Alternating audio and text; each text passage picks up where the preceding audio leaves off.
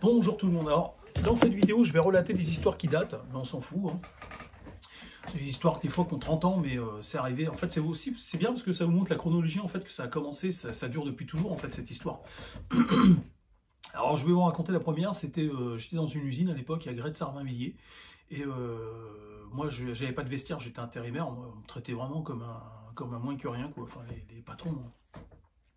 Et j'avais pas de vestiaire. J'avais pas de vestiaire, j'avais même pas de cadenas, j'avais rien. De toute façon, on m'avait pas montré les vestiaires. On m'avait simplement montré le poste de travail où je devais me rendre le matin, où je devais être et où je devais quitter le soir. Donc j'étais sur une machine à souder. C'était du productique. Donc je mettais les pièces, hop, il y avait un truc à faire et puis ça soudait. Et puis après, il fallait en faire 1600 par jour. Et donc, j'arrive, je me mets derrière la machine, je me change et tout, à l'abri des regards indiscrets. À l'époque, j'étais bien taillé, quoi. Je faisais beaucoup de sport. En été, j'étais un peu bronzé, donc. Et là, il y a un maghrébin qui travaillait avec moi, mais il était arrivé après moi, lui, hein. Donc il était nouveau. Excusez-moi, j'ai bu un truc gazeux, du Perrier. Et donc il vient, il commence à me regarder, il fait «Ah, t'aimes bien te montrer, toi?» Je lui fais «Mais comment ça, j'aime bien me montrer?» Je lui fais «Attends, je fais toi t'arrives, je te connais pas, moi je suis là, je suis derrière la machine, pourquoi enfin, c'est toi qui me reluque en fait, c'est toi qui me regarde, pourquoi t'as vu qu'il y a quelqu'un qui change, fais comme moi, regarde ailleurs quoi, je sais pas, respecte un petit peu, regarde ailleurs, ouais, à moins que t'aimes bien mater les mecs. Et je lui dis, mais c'est toi que t'aimes bien mater les mecs, tu me regardes, il me fait, ah, mais non, n'importe quoi, toi, pourquoi tu dis ça? Je sais pas, tu me dis que genre, je me montre. Je lui fais, moi, je t'ai rien demandé, moi, je vais juste m'habiller, là, je prends mon service, je m'habille, j'enfile mon bleu de travail parce que c'est obligatoire, et puis toi, tu fais ce que. Après, je mettais mes affaires dans un sac, comme avec les bars, hein, je suis désolé, c'est comme ça qu'on me traitait à cette époque-là, dans cette usine-là je vais pas le dire la marque parce qu'après c'était une marque de voitures célèbre française et donc on faisait des pièces qui allaient sur ces voitures en fait. Et donc il commence à partir, je lui dis ouais non c'est bizarre, je lui fais tu viens me voir en me disant que j'aime bien me montrer, moi je suis derrière une machine à l'abri des regards, c'est toi qui fais le tour, qui me regarde et qui me dit j'aime bien me montrer devant les gens. C'est bizarre quoi, c'est oh.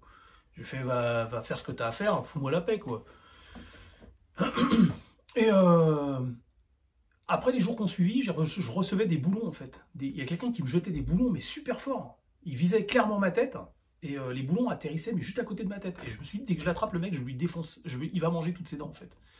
Parce qu'à l'époque, en plus, je rigolais pas et j'étais vraiment. Fallait pas trop rigoler comme ça. Je suis quelqu'un de très gentil, hein. J'ai jamais emmerdé qui que ce soit. Par contre, à partir du moment où on me faisait des saletés comme ça, des saloperies comme ça, je rigolais pas. Je rigolais pas. Là, c'était la sentence. Là, je rigolais pas directement. Ça en venait aux mains direct. Et le mec me jetait des boulons, quoi. Et il se cachait. Alors, je me dis, je vais essayer de le gauler. Il doit se mettre à côté du rack à boulons. Mais enfin, des racks à boulons, il y en avait partout dans cette usine. Et puis, c'était un peu comme dans l'usine de Terminator. T'avais des passerelles, t'avais des trucs partout, quoi. Comment tu peux pas savoir si le mec il se cache quelque part? C'est vachement dur de le localiser. Et il y a plein d'angles morts et tout, tu peux pas voir. Et à un moment donné, ça s'est arrêté. Mais moi, je suis persuadé en fait que c'était lui, hein. C'était ce mec-là. J'en suis sûr et certain que c'était lui. Parce qu'avant qu'il arrive, ça n'est jamais arrivé.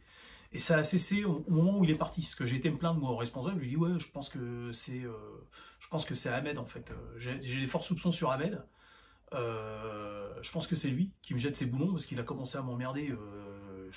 J'étais en train de m'habiller là derrière la machine. Il est venu me faire des réflexions bizarres. Et je pense que c'est un homosexuel refoulé, à mon avis. C'est bizarre, quoi. De mater un mec et puis après de lui dire ah, t'aimes bien te montrer devant les gens comme ça. C'est bizarre, non, ou pas? De faire un truc comme ça, moi, moi, je sais que je suis un hétéro, quoi. Je ne m'intéresse pas, à part d'un point de vue fraternel. Et ça s'arrête là. Et c'est d'ailleurs très important, la fraternité. C'est même plus important que le reste. Mais je veux dire, il ne me viendrait pas l'esprit d'aller mater un mec en train de s'habiller, quoi. Ça m'intéresse pas, ou encore moins de faire une réflexion en disant ah, t'aimes bien te montrer, quoi. Voilà. Donc ça, c'est une histoire désagréable qui m'est arrivée au travail, mais c'était pas le fait qu'il m'ait dit ça, en fait, c'était le fait qu'il essayait d'atteindre ma tête avec des boulons, en fait, avec des gros boulons. C'était un truc de fou. Ils arrivent à Mach 3, les boulons, ils les jetaient aussi fort qu'un bras humain peut les jeter, et ça ricochait contre les machines, en fait, autour de moi, juste devant moi et tout. Et s'il m'avait touché avec un de ces boulons, il m'aurait fait super mal, en fait. Donc ça, c'est une histoire. Alors, il y a des gens qui vont dire, ouais, mais t'as aucune preuve que c'était lui, que c'était un maghrébin. Moi, je vous dis, c'était lui. J'en suis sûr et certain, c'était lui. C'est pour moi, il n'y avait que lui, quoi. C'est lui, c'est ce mec-là. Avant qu'il arrive, j'avais pas ces problèmes. Il est arrivé, il m'a fait la réflexion, j'ai été obligé de me refaire une deuxième en retour, c'est normal, je me laisse pas faire. Et juste après, le jour même, en fait, des boulons, les jours qu'on suivi et tout, puis après, à un moment donné, ah oui, parce que je suis passé à côté de cette histoire. Je l'ai attrapé, je lui ai fait, dis-moi, c'est pas toi qui me lance des boulons par hasard, Ahmed? Il me dit, non, c'est pas moi. Avec un petit sourire comme ça, je lui fais, fais gaffe, Ahmed, parce que si je te gaule en train de faire ça, tu vas perdre un œil, hein, je te le dis tout de suite. Hein. Je te le dis tout de suite, fais gaffe, hein, parce que je rigole pas avec ça, moi. Je vais être, je lui dis, fais gaffe, hein, parce que celui qui me jette les boulons, je vais lui percer un œil. Je te le dis tout de suite, quoi. Et après, c'est à ce moment-là que j'ai plus eu de boulon, et après, il est parti, parce que j'ai été voir dans le bureau du responsable, et je lui dis, il y a un mec qui me lance des boulons, et moi j'ai des soupçons sur lui, quoi. Clairement. C'est pas arrivé avant, je suis sûr et certain que c'est lui. Et quand je l'ai vu, là, il avait un sourire en coin, c'était bizarre. Moi, je sais que c'était ce mec-là. Alors, une autre fois, je partais au travail, ça c'était il y a une trentaine d'années aussi, dans une autre usine. Je commençais à 13h et je terminais tard le soir. Et là, je vois des embouteillages. Je regarde, je sors de ma voiture, je fais c'est quoi? Je vois un rebeu, un maghrébin en train de s'embrouiller avec un automobiliste. Peut-être que c'était légitime, peut-être qu'il avait raison de le faire parce qu'on lui avait fait une saleté, je ne sais pas. Je regarde, je le vois qui s'énerve. L'automobiliste lui dit oui, oui, il n'y a pas de souci.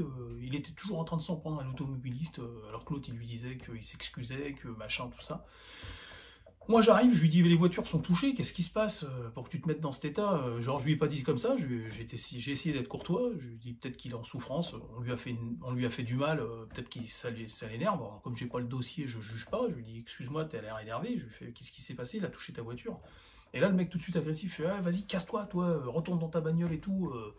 Je lui dis ouais mais calme-toi, je lui fais moi j'aimerais juste passer et partir au travail, mais si ta voiture elle est pas endommagée, tu peux peut-être la bouger sur le côté, et puis tu vois ça après, il commence à mal me parler, qu'est-ce qu'il y a et tout.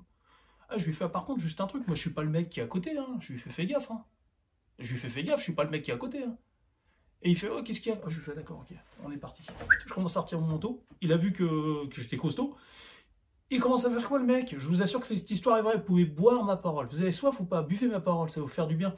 Et il commence à monter sur sa voiture, le mec. Il montait sur sa voiture, il est monté sur le toit de sa voiture. Oh, je dis, mais ça, je suis impressionnant, je le savais, mais peut-être pas à ce point-là quand même. Hein. J'étais un peu flatté là. Le mec monte sur sa bagnole. Un peu comme vous avez une bête, le roi des animaux, quoi, le lion, là. Vous êtes dans une savane, vous montez sur le toit de votre bagnole, quoi. Vous dites, c'est ça où je suis cuit, quoi. Le mec monte sur le toit de sa voiture. Je lui dis, mais attends, moi je grimpe sur les toits de la voiture, au fait. Il n'y a pas que toi, hein. Et donc je commence à monter sur le toit de la voiture, je le vois, il commence à cavaler vers la voie ferrée et tout. Je fais un fou, un vrai fou, un malade mental, le mec, il était comme ça. Il était épais comme ça. Là. Et je fais, bon, laisse tomber, ça ne vaut pas la peine et tout. Je me dis, je vais bouger sa voiture, la mettre plus loin, là. Il la récupérera après, et il n'y avait pas les clés dessus. Donc je ne vous dis pas le bordel qu'il a foutu.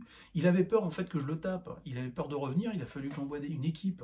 Je vais aller le voir, ne vous inquiétez pas, qu'il n'ait rien à craindre, qu'il remonte dans sa voiture, qu'il se barre. Il s'est barré, il a foutu un bordel, un maghrébin. Je vous assure, c'est certain. C'est pas certain, c'était un maghrébin. Une autre fois, j'ai travaillé pour une entreprise, c'était un espagnol. C'était de la maçonnerie, parce que j'ai été maçon. Et c'était un maghrébin qui l'avait pris comme bras droit. Oh là. Enfin, non, c'est bien, pardon, excusez-moi pour la communauté maghrébine. Et donc le mec, il prenait de la chenouf, je pense, parce que le matin, il était toujours dans un bar, il allait dans les toilettes du bar, il était fatigué avant de rentrer, il sortait là-dedans, il faisait le mec, il avait une tête de plus, c'était un guerrier, là, comme dans Dragon Ball Z. Là. Il rentrait là-dedans, il était normal, il ressortait, le mec comme ça, quoi. Ouais, vas-y, on y va quand? Mais on attaque quand, là? Faut attaquer le boulot et tout. On était comme ça, waouh.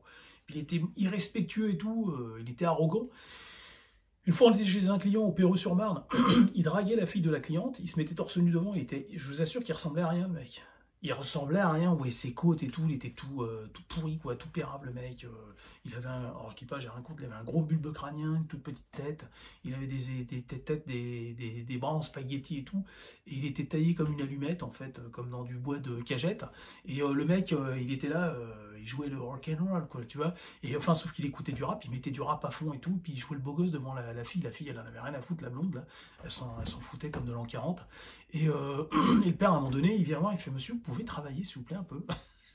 pouvez arrêter ce cirque, s'il vous plaît. Et il vient, il commence à faire, comment ça le cirque là? Mais de quel cirque vous parlez? Il fait, non, mais s'il vous plaît, monsieur, s'il vous plaît. Hein? Après, il fait à sa fille, surtout, tu passes plus là, je veux plus que tu passes ici, là, parce que là, il gère pas, le mec.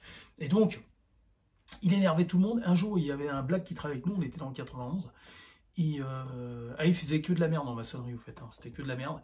Et à chaque fois, il avait des problèmes, le patron, à cause de lui. Et après, le patron, il est venu me voir, il me dit, tu sais que j'en ai marre. Il me fait, j'ai fait une erreur, quoi. Je lui fais, oui, oui, t'as fait une erreur, je te confirme. Et une fois, on était dans le 91, il emmerde le black, là, un des maçons qui était avec nous, qui était costaud. C'était un Comorien, justement. Et le mec, il en avait marre, se faire insulter. Et on est en train de rouler, le black, c'est ce qu'il a fait. Il a pris son pied, il avait des grandes jambes, là, il a appuyé sur le frein, il a pris les clés, il les a jetées dans un champ, là, dans une propriété à côté. Le maghrébin a fait, ah, on descend de la voiture, tu vas voir. Le black, il a fait, ouais, on va descendre de la voiture, c'est pour ça que j'ai fait ça. Et donc, l'autre, il descend. Moi, j'étais en train de rigoler, il va se faire éclater. Déjà, moi, le black est plus costaud que moi. Déjà, je le plie. Avec juste une main, je le plie. Mais le black, il va le tuer, quoi. Il est hors catégorie, le mec. Et il descend de la voiture, le mec se met à courir autour de la voiture comme un poulet, comme une volaille, et le black, il lui courait après. Après, le black, il était intelligent, il s'est dit, laisse tomber, quoi, ça vaut pas la peine. Et le black, il pleurait tellement il était énervé, en fait. Tellement il était énervé, il pleurait, il dit, ouais, je rentre pas avec lui parce que je vais le tuer. C'est impossible qu'il reste à côté de moi sans que je l'étrangle, en fait. Il fait genre, je vais, moi, rentrer en transport, rentrer sans moi, je rentre en transport. Et après, ce qui s'est passé, le black, il est revenu avec une autre équipe pour essayer de l'attraper, parce qu'en plus, l'autre a été dire des saloperies sur lui au sein de l'entreprise. Il a été mentir, en fait, inverser les rôles. Et moi, j'ai dit au mec de l'entreprise, je lui ai dit, ouais, non, il a rien fait, le mec. Le Comorien n'a rien fait, c'est lui, là, qui le provoquait sans arrêt, il le traitait comme si c'était à moins que rien. Et donc le rebeu s'est fait virer, mais les blacks voulaient le quick. Ils le cherchaient en fait. Ils étaient venus. Alors le mec tout seul, il pouvait s'en occuper, hein, mais ils voulaient vraiment l'attraper. Et donc le fait, ils avaient fait un panier, en fait, un plan épervier, quoi. Un plan Galilette cendré. Et donc ils essayaient de l'attraper et tout, mais en fait il s'était sauvé en fait. Je sais pas ce qui s'était passé. L'autre, je pense qu'il l'avait prévenu, le patron. On l'a plus jamais revu. Faut savoir que ce maghrébin en fait jetait des détritus en fait de chantier dans des forêts en fait. À chaque fois il allait dans des forêts et il jetait ça. Et moi à l'époque je trouvais ça bien sûr pas normal du tout, mais j'étais entre le marteau et l'enclume. Si je dénonce, et c'est qu'après coup, quand je l'ai dit au patron, le patron il s'est dit, mais c'est grave ce qu'il a fait. C'est moi en fait le responsable de ça. Et le patron il m'a dit, tu peux me montrer et tout. On a été sur un des sites, je lui dis, moi je me rappelle plus, qu'on était à chaque fois aux quatre coins cardinaux de l'Île-de-France. Il a fait ça un peu partout en fait. Et il me dit, mais tu peux me montrer au moins un, quoi. Alors je lui dis, bah ouais, tiens, je vais te montrer. Il y en a un dans le 77 là. Alors je lui montre et il me fait, putain, il fait, c'est pas possible. Il fait, mais pourquoi vous m'avez pas appelé? Je lui dis, moi j'en sais rien, je pensais que t'étais au courant, moi. Il fait ça devant nous, le mec. Enfin, nous, on n'était pas là. Lui, il s'en allait avec le camion et il revenait avec le camion vide. Et mais on savait qu'il faisait ça, mais moi, parce qu'il y avait plusieurs équipes, et en fait, moi, je l'ai vu faire ça 3-4 fois. Mais je pensais que comment on appelle ça, à l'époque, j'étais jeune, et ça n'excuse pas tout, hein. Mais moi, je pensais que le patron était au courant. Je me dis, c'est quoi cette entreprise de merde? Moi, honnêtement, je pensais les dénoncer, hein. Je me dis, je vais les dénoncer, quoi qu'il en soit. Ça peut pas en rester là, quoi. Et une fois, je l'ai croisé dans un café de la ville où j'habitais. Il me fait, ouais, alors toi, machin. Je lui fais, écoute-moi, je lui fais, jusqu'à maintenant, j'ai été très gentil avec toi. Je t'ai pas cassé tes dents, mais me parle pas. Je lui fais, me parle pas, d'accord. Il me fait, non, non, mais y a pas de souci. Je lui fais, non, mais me parle pas. Ne me parle pas. Si tu crois que moi, je suis plus gentil que le black qui a essayé de te tuer, je lui fais, non, te fais pas d'illusions. Je lui fais, ne me parle pas. Je lui ai dit, tu me dégoûtes au plus haut point, quoi. Je lui ai dit, il n'y a pas plus dégueulasse que toi sur Terre, quoi. Tu jettes des immondices dans les boîtes et tu parles mal aux gens, tu prends la gentillesse des gens pour une faiblesse. Et ça, c'était un maghrébin. Histoire vraie. Moi, j'attends les convocations là, au tribunal, si les magistrats m'écoutent et qui se disent celui-là, c'est ou alors des gens là qui vont se plaindre de mes vidéos, vont dire non, c'est un menteur, il diffuse des mensonges sur Internet, sur YouTube. Eh ben, je l'attends la convocation. Je l'attends de pied ferme parce que tout ce que je dis, je peux le prouver. D'accord? Alors, des histoires comme ça, j'en ai eu plein. Qu'est-ce que j'ai eu d'autre comme histoire? Ouais, une fois, j'ai travaillé à Norbert d'Entresangles et tout se passait très bien avant qu'il y ait Pendant des semaines, on était là-bas. Mois de juillet, mois d'août. Malheureusement, je partais pas en vacances, ça m'arrivait souvent quand j'étais jeune. Et d'un coup, il y a un maghrébin qui arrive, qui a avoisiné les 2 mètres, il va faire 1,97 m. Il arrive, notre chef à nous, il s'appelait Pascal. Le mec, il arrive, il commence à donner des directives à tout le monde. Ouais, toi, tu fais ci, tu fais ça et tout. Moi, j'arrive, je fais, mais c'est qui ce mec-là? Il a été désigné comme étant un chef, quoi. Je fais, c'est Pascal, notre chef. Lui, c'est un intérimaire. Il est comme nous, quoi. Et je vais le voir à un moment donné, je lui fais, excuse-moi, mais tu m'as dit, tu vas dans la travée, tu fais ça, tu fais ça. Moi, Pascal, il m'a donné les travées que je fais depuis des semaines et des semaines. C'est ça, moi, ma spécialité, elle est ici, là. Je fais, pourquoi tu veux que j'aille là-bas, moi? Et je lui fais, toi, t'es intérimaire, t'es comme moi ou pas? Il vient, il fait, ouais, qu'est-ce que t'as, toi? Je lui fais, mais j'ai rien, moi. Je lui fais, je te demande simplement, t'es intérimaire ou pas? Parce que t'es intérimaire, t'as pas à donner des instructions aux gens, quoi. Et moi, je lui fais, attends, on va voir Pascal, là. Il fait, ah non, tu vas voir qui, toi? Il fait, attends, tu vas voir, ce soir, là, quand on quitte, tu vas voir. Je lui fais, ah bon? Ah non, je lui fais, attends, te prends pas la tête. Non, te prends pas la tête, attends, quand t'as l'heure, là, mais c'est dans 5 heures, c'est à 19 h. Ah, on va se voir, toi et moi, sur le parking à 19 h. Je lui fais, non, te prends pas la tête. Je lui fais, regarde, on va faire plus simple. J'appelle le responsable, j'étais énervé, je lui fais le responsable, je lui fais, tu sais quoi, j'arrête de bosser ici. Parce qu'après, ce qui va se passer là, à l'instant, là, tu vas voir, je pourrai plus revenir de toute façon. Je lui fais, donc on arrête mon contrat et tout. Il fait, non, mais qu'est-ce qui se passe? Je lui fais, arrête mon contrat. Je lui fais, téléphone à l'intérim, on arrête tout de suite.